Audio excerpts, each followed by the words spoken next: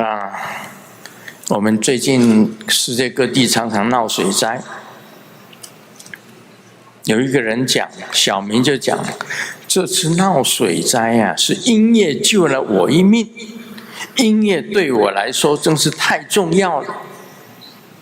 人就问他，哦，人家是听见你的美妙的歌声，就来救你呢。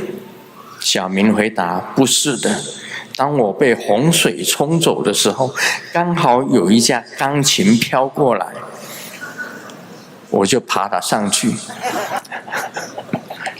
音乐救了哈。我告诉你，我们唯一能够救自己的人是谁？就是你自己啦。